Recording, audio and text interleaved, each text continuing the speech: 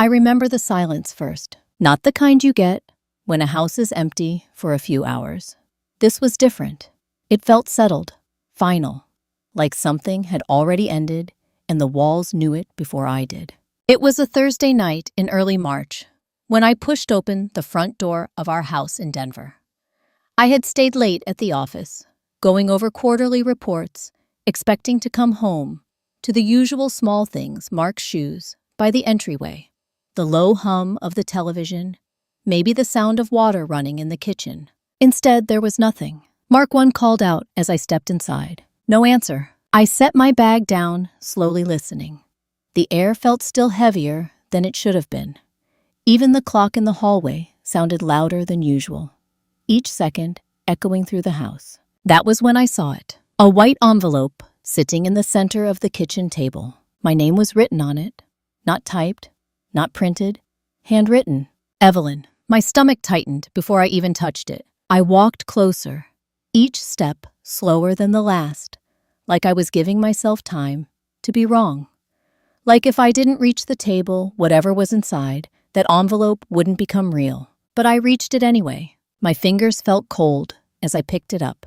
It wasn't thick, just a few pages inside. I opened it carefully, almost gently, as if the way I handled it might somehow change what it contained. It didn't. Divorce papers, signed by Mark Bennett. For a moment, my mind refused to catch up with what my eyes were seeing. The words were clear. Legal language, dates, signatures, everything in place, everything final. This had to be a mistake. I looked around the kitchen, half expecting him to walk in and explain it away. A misunderstanding, a bad joke, anything that made sense. Mark 1 called again, louder this time. Still nothing. I moved through the house faster, now opening doors, checking rooms. The bedroom closet half empty, his side cleared out. The dresser drawers open, some things gone. His phone charger missing from the nightstand. I grabbed my phone and called him, straight to voicemail. Again, the same result. I stood there in the middle of our bedroom, the papers still in my hand, trying to make sense of something that didn't fit. Mark wasn't impulsive. He wasn't reckless. He didn't walk away from things, not from responsibilities, not from people.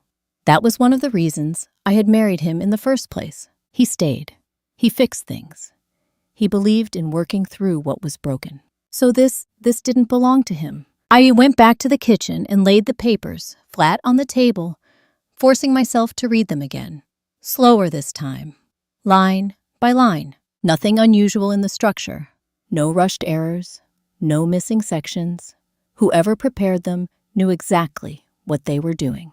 But something else stood out, something that didn't match. I walked to the small desk near the window and opened my laptop. It took me less than a minute to pull up our joint account. The balance was still there, every dollar. No large withdrawals, no sudden transfers, no signs of someone preparing to disappear. I stared at the screen, then back at the papers on the table. If he had planned to leave, really leave, he wouldn't have walked away without taking anything. That wasn't just unlikely. It was impossible. I picked up the envelope again, turning it over in my hands, as if the answer might be hidden somewhere I hadn't looked yet. Because whatever this was, it wasn't a man deciding to walk away. It was something else, and I didn't understand it yet. The next morning came too quickly. I hadn't really slept. I had closed my eyes at some point, still on the couch, still in my work clothes, but my mind never stopped moving.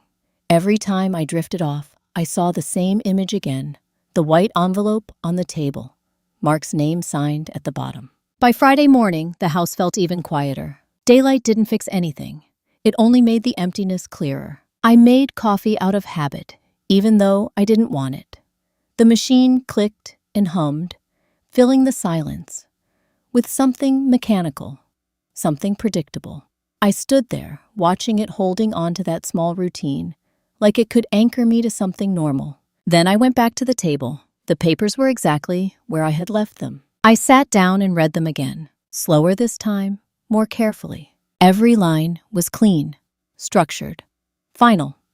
There were no emotional words, no explanations, just legal language that reduced 7 years of marriage into a series of clauses and signatures. I reached the last page again. Mark Bennett. The signature was his. I didn't need a second opinion to know that. I had seen him sign his name 100 times on birthday cards, on checks on documents we had reviewed together at this very table. This wasn't forged. That made it worse. I pushed the papers slightly away and opened my laptop again.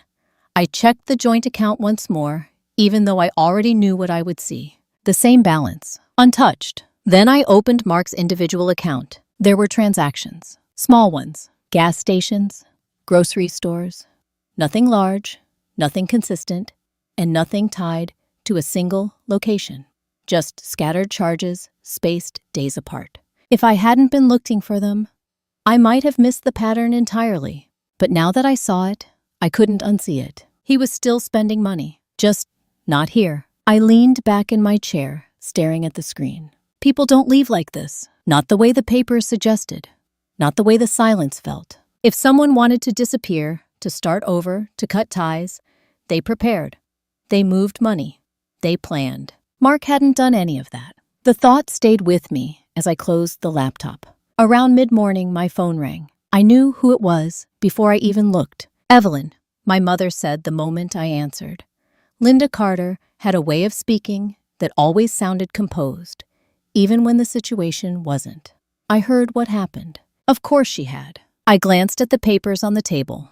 Yeah, there was a brief pause on the other end, the kind that wasn't about uncertainty, but about choosing the right words. You need to think clearly, she said. Men like that don't leave without a reason. I didn't respond right away, not because I didn't have an answer, but because I didn't know how to explain something that didn't make sense, even to me. He signed the papers, Evelyn, she continued. That means he made a decision. I looked down at the signature again. I don't think he did, I said quietly. Another pause. Then softer this time, you're in shock. Maybe I was. But shock didn't explain the account balance. It didn't explain the scattered transactions. It didn't explain why someone would go through the formality of a legal separation and then leave everything behind. I'm not signing anything, I said. My mother sighed, not loudly, but enough for me to hear it. You don't have to decide today, but don't drag this out longer than it needs to be. I nodded, even though she couldn't see me. I won't. We ended the call shortly after. The house fell quiet again. I stood there for a moment, then walked back to the table and gathered the papers into a neat stack. I slid them back into the envelope and placed it exactly where it had been before. I wasn't ready to put them away. Not yet. Because as I stood there, looking at that envelope again, one thing became clear in a way it hadn't the night before. This wasn't about a man who left. It was about a man who left something behind on purpose, and I still didn't know what that meant. The days didn't pass the way they used to. They stretched. Monday felt like it lasted a week. Tuesday blurred into Wednesday. By the time Friday came again, it didn't feel like anything had moved forward at all. But something had, just not in a way anyone else could see. I stopped waiting for Mark to call after the first week. Not because I believed he wouldn't, but because waiting made everything feel worse. It turned every hour into something fragile, something that could break if it passed, without a notification, without a sound. So instead I started looking, not in the way people usually do. Not by driving around, or knocking on doors, or asking questions that had already been asked. I looked at what he left behind. The accounts. Every morning before work, I opened my laptop at the kitchen table. The same table where the envelope still sat, untouched, except for when I checked the papers again. It had become a routine I didn't talk about. Something quiet, something steady. I started writing things down, dates, locations, amounts. At first, it didn't look like anything. A charge at a gas station outside Colorado Springs. Another at a grocery store somewhere in New Mexico.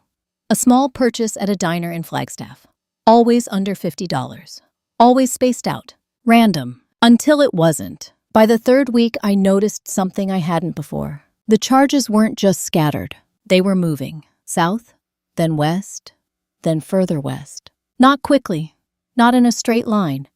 but consistently enough that it couldn't be a coincidence. I sat back in my chair that morning, staring at the list I had built in a small notebook. People don't accidentally travel like this. They follow roads, they make choices, and more importantly, they avoid patterns unless they're trying to hide one. I closed the notebook slowly. At work, I kept everything normal. I showed up on time.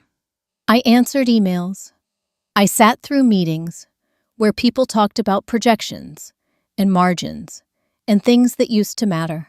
No one asked too many questions. They had heard something, of course. People always did. But in a place like mine, where everyone valued privacy almost as much as performance, curiosity stayed quiet. That helped. It gave me space to think. One afternoon, about a month after Mark disappeared, I walked into my office and closed the door behind me. I pulled up the transaction list again, this time mapping the locations on a screen.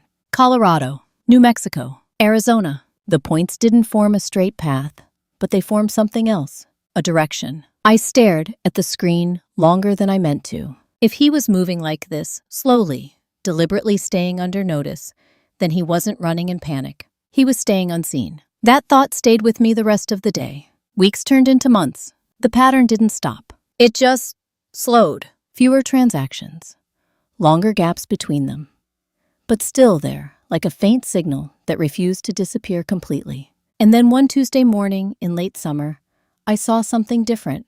A charge, small like all the others, but the location wasn't new.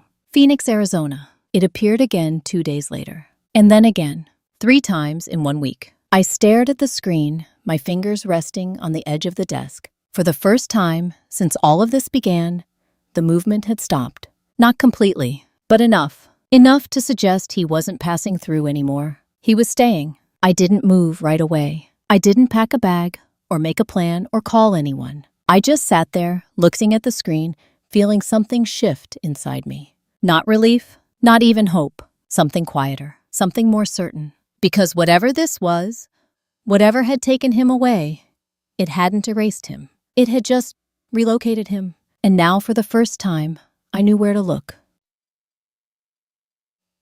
It was a Tuesday morning in late August when I booked the flight. I didn't tell anyone why. At work, I framed it as a routine site visit.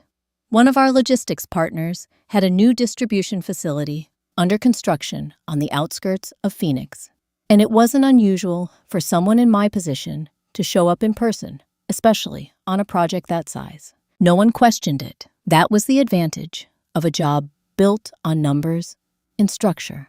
As long as everything looked reasonable on paper, no one asked what was happening underneath. The flight from Denver to Phoenix was just under 2 hours. I spent most of it looking out the window, not really seeing anything.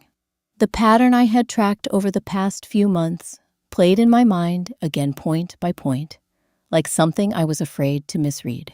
Colorado, New Mexico, Arizona, and then Phoenix repeating. I told myself I wasn't expecting anything, that I was just confirming a possibility. But somewhere underneath that, there was something else, something tighter, harder to ignore. By the time the plane landed, the heat hit immediately.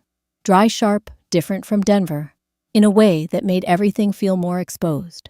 A car from the site was waiting for me outside the airport. The driver introduced himself as Carlos, one of the project supervisors. He was polite, efficient, the kind of man who had done this many times before. First time seeing the Phoenix project in person, he asked as we pulled onto the highway. Yes, I said. It's moving fast, he replied. We're ahead of schedule. I nodded, letting him talk. The city passed by in wide stretches of road and low buildings, the landscape flattening out as we drove farther from the center. Eventually, the construction site came into view, steel framing cranes, temporary fencing, everything in motion. Work in progress, something being built. We parked near the entrance, and Carlos handed me a hard hat. Safety first, he said with a small smile. I took it, adjusting it as we stepped onto the site. The noise was immediate. Machinery voices, the metallic echo of tools hitting steel. Dust hung lightly in the air, catching the sunlight in a way that made everything look slightly blurred at the edges. Carlos walked beside me, explaining timelines, budgets, supply chains. I listened. I even asked a few questions. But my attention wasn't where it should have been. It moved, not consciously at first, just a shift in focus, like my eyes were searching for something before I had fully admitted what I was looking for. People moved everywhere, workers carrying materials, crews adjusting scaffolding forklifts, crossing between sections. Faces passed by, without meaning, just part of the larger motion of the site. Until one of them didn't. It happened in a way that almost felt accidental. A man stepped into view from behind a stack of cement bags, lifting one onto his shoulder. His movements were steady, practiced. His clothes were worn dust, clinging to the fabric, his sleeves rolled up. There was nothing unusual about him, nothing that should have made me stop. Except I did. Something in the way he shifted the weight, the angle of his shoulders, the way he turned slightly to adjust his grip. Familiar. I didn't move right away. I just stood there, my body going still, while everything else continued around me. Carlos was still talking, his voice somewhere beside me.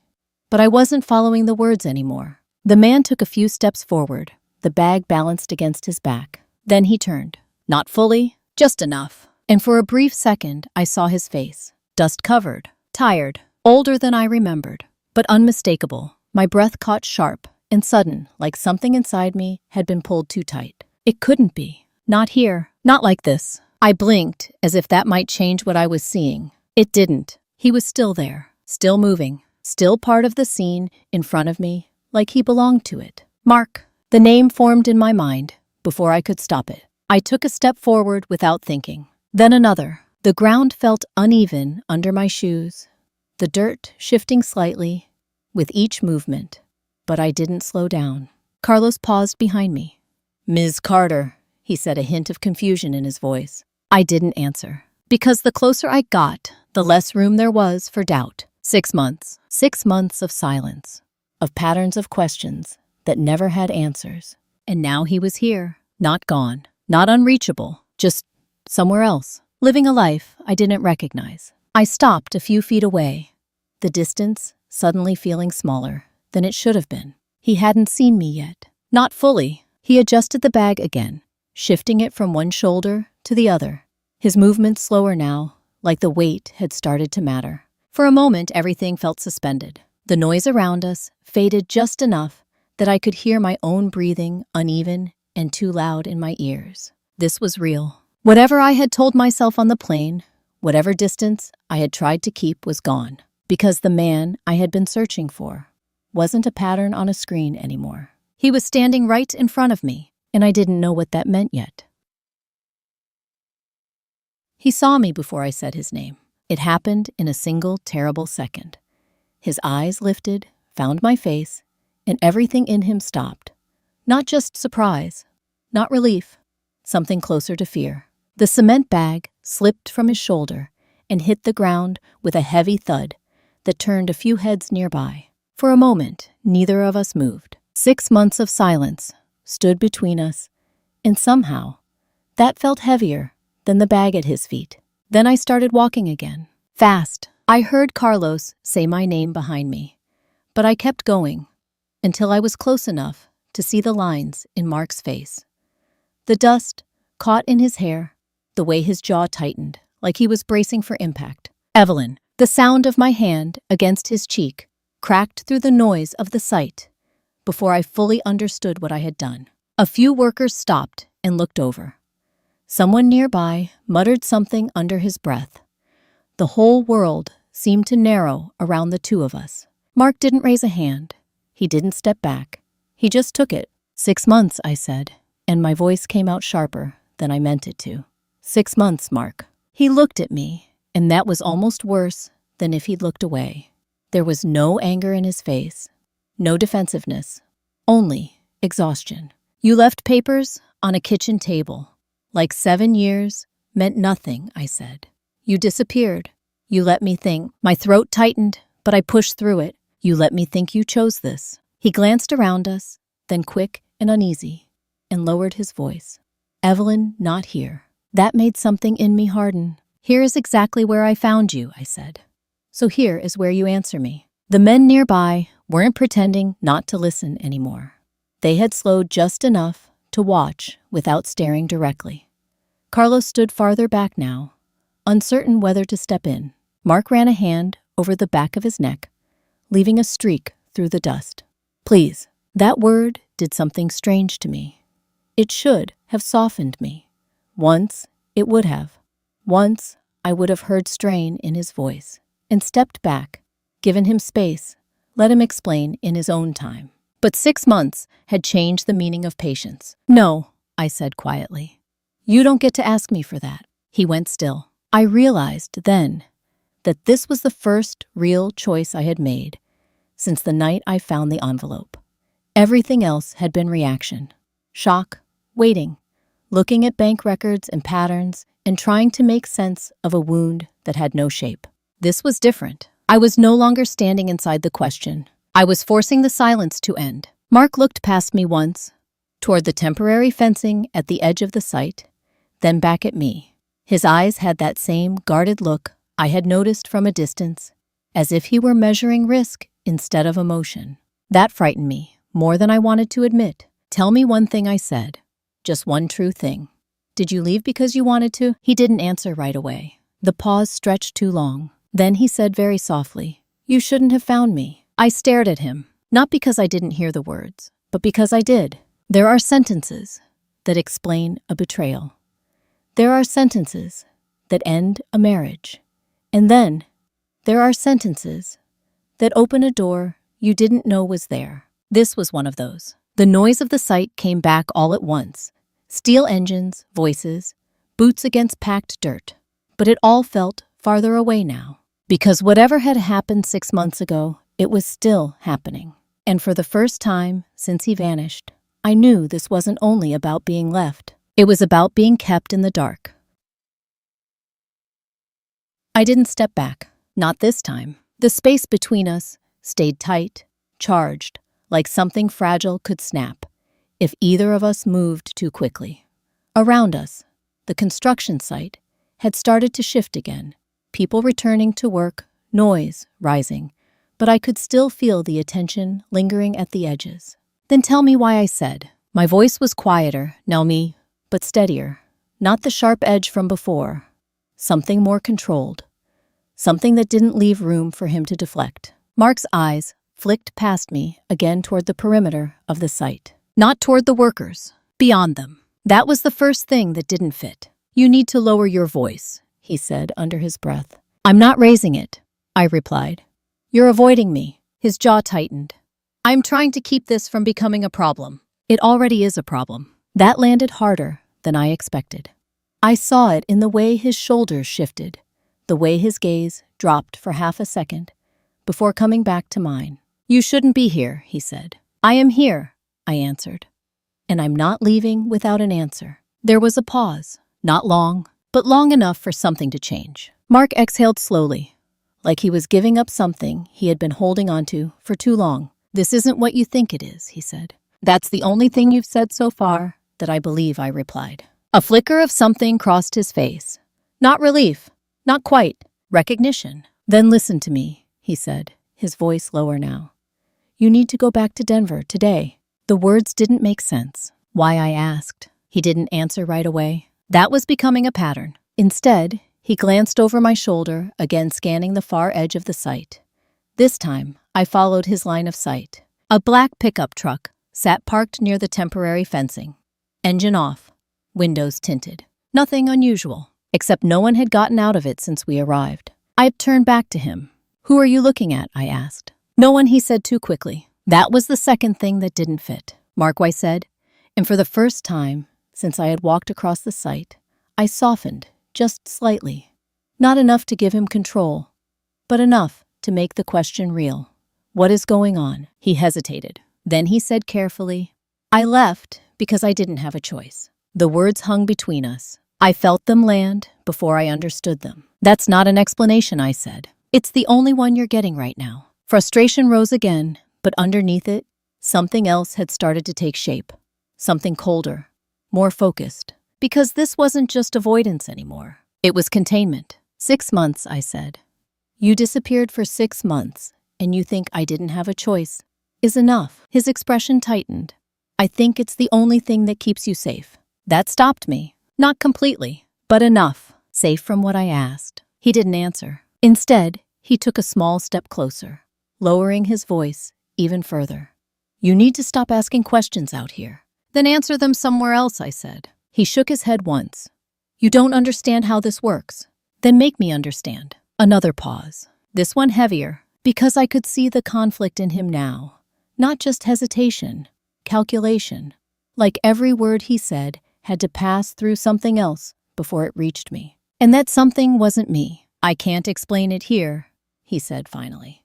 And I can't explain all of it at once. That wasn't a refusal. Not entirely. It was a limit. And limits meant there was something real behind them.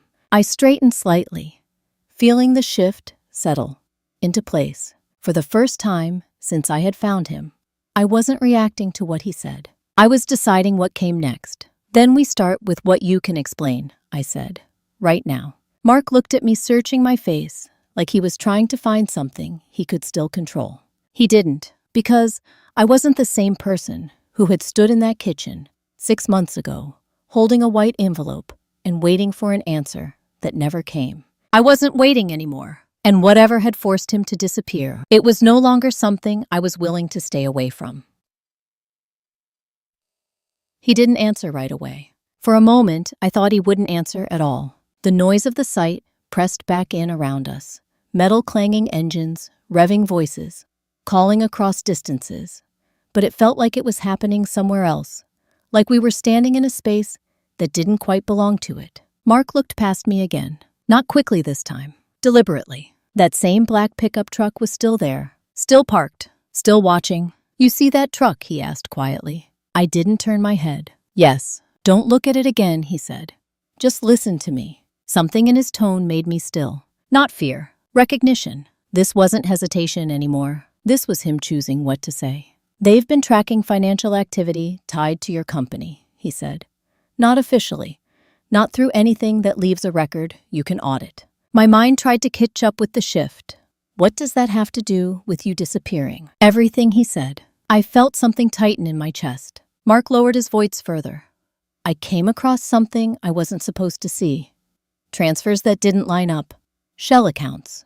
Money moving through projects that should have been clean. I stared at him. That doesn't explain why you left without telling me. His eyes met mine, steady now, even if everything else about him wasn't. Because the night before I left, he said someone came to the house. The words landed slowly. Who, I asked. I don't know their names, he said. But they knew mine. They knew yours. They knew where you worked, what projects you were tied to, what accounts you had access to. A cold feeling spread through me, sharp and precise. What did they want? They wanted me gone. The simplicity of it made it worse. I shook my head. That's not enough. People don't just walk away because someone asks them to. Mark's expression didn't change. They didn't ask, he said. The air between us shifted. They told me, if I stayed, he continued, they would make sure you were the one who paid for it. My stomach dropped. That doesn't make sense, I said. But my voice didn't sound as certain as I wanted it to. If they were targeting something in the company, why you? Because I saw it first, he said. And because I was easier to remove than you. That landed harder than anything else he had said. Easier. Disposable. I felt the word settle somewhere I didn't want to examine too closely. They told me to sign the papers, he said. To make it clean, to make it look like I chose to leave. My eyes flicked without thinking to the envelope in my memory. The table, the signature. They said, if you believed I walked away, he continued, you wouldn't start looking in the right places. And if I didn't believe it, I asked. Mark held my gaze. They were counting on you, eventually accepting it. Silence stretched again, but this time it wasn't empty. It was full of something else. Structure, intent. A plan that had never included me. And the truck, I asked. They've been around since you got here, he said. I recognized one of the men this morning. I felt the edges of the moment sharpen. You mean they know I'm here? Yes. The word didn't come with hesitation. It didn't need to. For the first time since I stepped onto the site, the risk wasn't abstract. It wasn't hidden behind numbers or patterns or questions. It was immediate, visible, watching. "You should leave," Mark said again, more firmly now. "Go back to Denver. Don't look into this. Don't pull anything at work. Just let it go." I almost laughed. Not because it was funny, because it wasn't. "You think I can do that?" I asked. "I think it's the only way this doesn't get worse." Something in me shifted again. Not the anger from before, not the shock, something quieter, stronger, because everything he was telling me pointed in one direction, not away, but deeper. "They didn't just remove you," I said slowly. "They positioned me." Mark's expression tightened. "Evelyn, they made sure I would stay exactly where I am." I continued the pieces, locking into place faster now, working, signing off, trusting the system they built. "That's not something you want to be right about," he said. "Maybe not," I replied. "But that doesn't make it wrong." The truck was still there. The site was still moving. Nothing had changed. And yet everything had. Because whatever this was, it wasn't over. It hadn't even started. I left the site without looking back at the truck. That was the first adjustment. Up until then, I had been moving on instinct, following a pattern, chasing a face, forcing answers, out into the open, because I couldn't tolerate the silence anymore. But the moment Mark told me they knew I was there, instinct stopped being useful. Instinct was how people got watched. On the drive back to the airport, I said almost nothing. Carlos filled the silence with updates about concrete delivery schedules and inspection windows. And I nodded when I needed to, giving him the version of me he expected to see. Composed, attentive, mildly distracted by work, but not by anything that would stay with him later. That was the second adjustment. If someone had built a system around me, counting on my habits, my routines, my position, then the worst thing I could do was react in a way that announced I knew. By the time I got back to Denver that evening, I had already decided what not to do. I would not call anyone from the airport. I would not email myself notes. I would not pull records from my office computer in a burst of panic and leave a trail obvious enough for someone else to read. I went home first. The house still held the same kind of quiet it had the night I found the envelope, but it no longer felt shapeless. There was structure to it now. A before, an after, a line I had already crossed. I took the divorce papers out again and laid them flat on the kitchen table. For months, I had looked at them as evidence of absence. Now, I looked at them differently. They were a document meant to redirect me, to make me accept a story that would keep me from asking the right questions. That meant the papers weren't just part of the damage. They were part of the design. I sat there for a long time, not reading the words this time, just looking at the dates and the formatting and the law firm letterhead printed at the top. That was when the third adjustment happened. I stopped asking only who wanted Mark gone and started asking who benefited from me staying exactly where I was. Not emotionally, not socially, operationally. Who needed me signing approvals? Who needed me staying inside the company, doing my job, trusting the structure above me? The answer wasn't a person yet, but it was a shape. The next morning, I went into work as if nothing had changed. I answered messages, sat through a budget review, approved 2 routine items that had nothing to do with project funding. I let the day move around me the way it always had.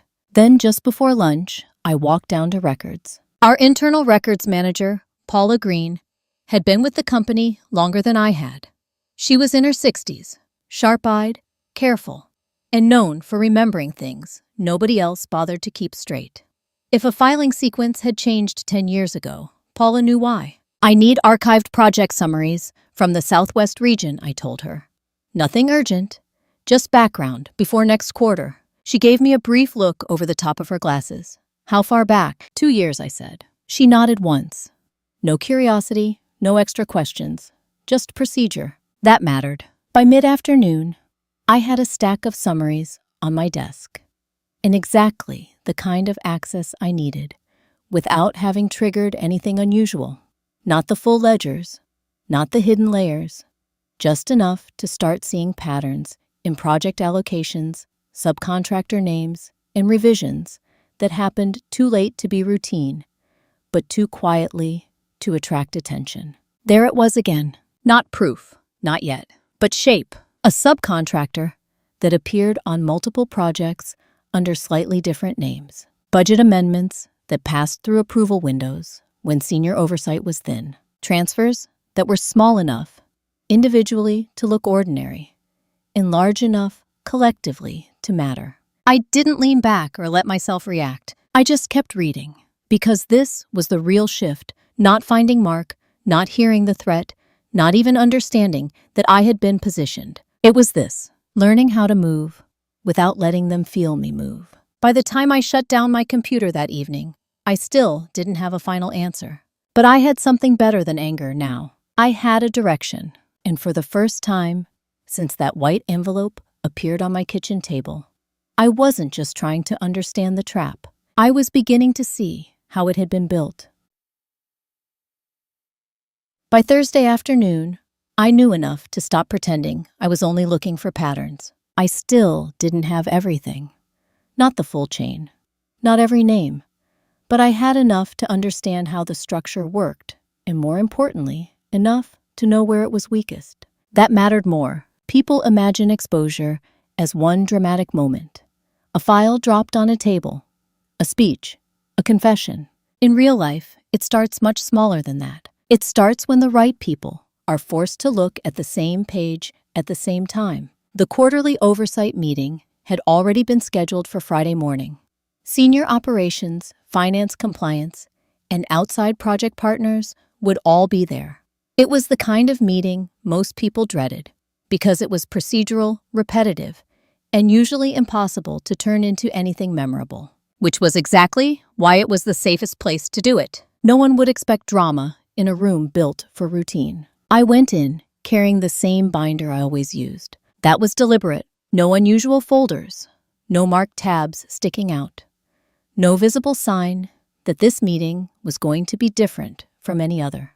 I took my seat, opened my notes, and let the others settle in around the table. At the far end sat Richard Holloway, our chief operating officer, who had spent the last 10 years building a reputation for being unshakable.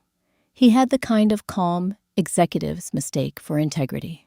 Next to him sat legal counsel compliance and 2 representatives from one of our Southwest project partners. Routine, predictable, safe, until it wasn't. The meeting moved through labor reports, budget timing, shipment, delays. I waited, not because I was hesitating, because timing was part of the structure too. When the Southwest allocations came up, I asked for the amended summaries to be projected on the screen. No one objected. Why would they? It was my section. I stood, walked to the side of the room, and began the same way I always did, measured, direct, professional. Then I stopped on one subcontractor name, and then another. I asked why the same vendor cluster appeared across multiple projects under slightly altered corporate registrations, why emergency amendments had been approved during thin oversight windows, why transfers categorized as operational adjustments tracked so neatly alongside those registration shifts. You could feel the room change before anyone said a word. Not loudly, but unmistakably. Papers stopped moving. Pens stopped tapping. One of the outside partners leaned forward slightly, then reached for his glasses. Compliance opened a second copy of the report. Legal counsel stopped looking at me and started looking at Richard. That was the moment I knew the door had opened. Richard was the first to answer. Smooth, controlled. He said the naming inconsistencies were probably clerical, and the timing of amendments reflected regional urgency. Probably reflected, words built to slow a room down. But I had already prepared for that. I clicked to the next set of documents. Internal summaries, cross-project comparisons, approval windows, a timeline showing the repeated pattern over 2 years, too consistent to dismiss, and too quiet to have drawn attention, unless someone wanted it to stay that way. This is not clerical drift, I said. No one interrupted me. Richard's expression did not crack all at once. It tightened by degrees, first around the mouth, then the eyes, then in the stillness of his hands. That was the real thing, I realized. Not outrage, not denial, loss of control. One of the project partners asked carefully whether these entities had been independently verified before funds were released. Compliance answered before Richard could. No, not at the level that should have happened. Not consistently. The room went colder after that. No one raised their voice. No one needed to. Because once the language shifted from explanation to verification, the structure changed. This was no longer a discussion about interpretation. It was a discussion about process failure, hidden movement, and who had benefited from people not asking harder questions sooner. Legal requested a formal hold on the affected approvals pending internal review. Compliance supported it immediately. One of the partners said their board would need notification before end of day. Richard finally spoke again, but this time his words had nowhere to settle. The room had already moved beyond him, and I understood then that this was the karma people rarely talk about. Not a collapse in flames, not humiliation for show, just the slow, irreversible moment when the system, a person used to protect himself, begins recording against him instead. When the meeting ended, no one looked at me the way they had at the beginning. Not because I felt victorious. I didn't. There was too much still unresolved for that. Mark was still out there. The threat had not been fully named. Nothing about this felt finished. But as I closed my binder and watched legal collect copies of the reports, one truth had become impossible to reverse. Whoever had built this structure was no longer hidden inside it, and that was only the beginning. The formal hold became an internal investigation by Monday. By Wednesday, Richard Holloway was placed on administrative leave pending review of project approvals, vendor relationships, and financial oversight failures tied to the Southwest region. Compliance froze the flagged channels. Legal took possession of archived records. One of our outside partners suspended disbursements until independent verification was complete. No one called it fraud out loud at first. Not in the official emails. Not in the conference rooms. Systems rarely speak in dramatic language when they begin correcting themselves. They use words like review irregularity, exposure, suspension. But the meaning was clear enough. The structure Richard had hidden inside was no longer protecting him. It was documenting him. That was the part people often miss when they imagine justice. They think it arrives all at once, like a door slamming. In my life, it arrived in signatures, access restrictions, frozen approvals, and the quiet shift in how people looked at a man who had once controlled every room he entered. By the end of the week, I handed in my resignation, not because anyone forced me to, not because I thought leaving would erase what had happened. I left because I understood something I hadn't understood 6 months earlier, standing in my kitchen with a white envelope in my hand. A system can be corrupt long before it becomes visible, and if it was built to use me, then remaining inside it, even after the truth surfaced, wasn't loyalty. It was surrender. My resignation was brief, professional, final. I packed my office myself. A few framed photos, a notebook, the ceramic mug I had kept for years and never particularly liked. Nothing dramatic, no speeches, no last look around the room. Just one more clean break. That evening, I drove to a small rental house on the north side of the city where Mark had agreed to meet me. He was already outside when I arrived, standing near the porch with his hands in the pockets of a clean jacket that still didn't quite make him look like the man I had known before. But he looked more like himself than he had in Phoenix. Less hunted, less hollow. For a moment, neither of us said much. We had both learned how dangerous silence could be and how necessary it sometimes was. I resigned, I said. He nodded once, as if he had expected it. Was it the right call, he asked. I thought about that. Not the company, not the title, not the money. Those were the easiest things to measure, and the least useful now. Yes, I said, it was. He looked past me, briefly toward the street, and then back again. That old reflex was still there, but softer now, less immediate. They won't be able to bury it, I said. Too many records are moving now. Too many people have seen it. Mark let out a breath that sounded like he had been holding some part of it for months. Good. We went inside after that. The place was simple. A lamp in the corner, 2 chairs by the window, a kitchen that still looked temporary. There was no sense pretending it was home. Not yet. Healing doesn't begin when everything is fixed. It begins when the danger is no longer organizing your life. I took the divorce papers out of my bag and set them on the small kitchen counter between us. For a second, neither of us touched them. Then Mark looked at me. "I never wanted those to be the last thing I gave you," he said. "I know," I answered. And I did. That was the difference now. Not that the pain had disappeared. Not that 6 months could be folded neatly away because the truth had finally been named. But I knew what those papers were. Not rejection, not betrayal, a wound shaped like protection. I placed my hand over the envelope, then slid it aside. Not destroyed, not hidden, just moved out of the center. "We don't go back," I said quietly. Mark nodded. "No," he said. "We don't." That truth hurt less than I thought it would, because going back was never really the point. The point was choosing what came next without fear, making the decision for us. So we sat there in the quiet, not trying to turn it into something bigger than it was. No promises we couldn't yet keep. No dramatic declarations. Just the beginning of a life that would be built differently, because we finally knew the cost of pretending not to see. For the first time in a long time, the silence in the room didn't feel like an ending. It felt like space. If this story stayed with you, I'd love to hear what you think. Have you ever had to choose between staying loyal to the familiar and protecting your own peace?